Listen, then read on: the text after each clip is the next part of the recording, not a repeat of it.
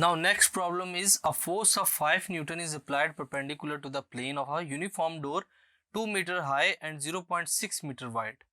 एक दरवाजा है जिसके ऊपर 5 न्यूटन फोर्स अप्लाई होती है और जिसकी हाइट क्या है 2 मीटर और चौड़ाई क्या है 0.6 metre. Find the torque the line joining the hinges. हम लोगों ने क्या फाइंड करना है, टॉर्क फाइंड करना है. सबसे पहले अपने गिवन डाटा लिखते हैं. उसमें जो फोर्स है वो कितनी है 5 न्यूटन. उसके बाद हाइट कितनी है h 2 मीटर.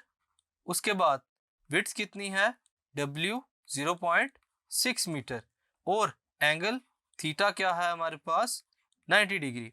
फाइंड हम लोगों ने क्या करना है students, torque. So a force is applied normally to the door and movement arm will be along width of the door.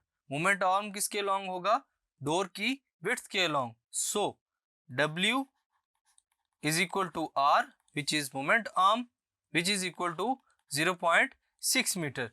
Putting values,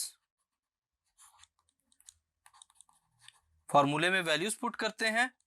हमारा फार्मूला क्या होता है टॉर्क का, tau is equal to R cross F. Tau is equal to R cross F, both are vectors, which is equal to R F sine of theta. अब यहाँ पे जब हम लोग इस फॉर्मूले में वैल्यूज पुट करेंगे तो टॉ किसके इक्वल हो जाएगा 0.6 मीटर.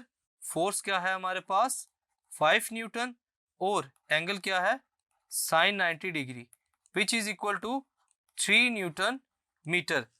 तो हमारे पास जो टॉर्क अप्लाई हो रहा है स्टूडेंट्स वो कितना है 3 न्यूटन मीटर.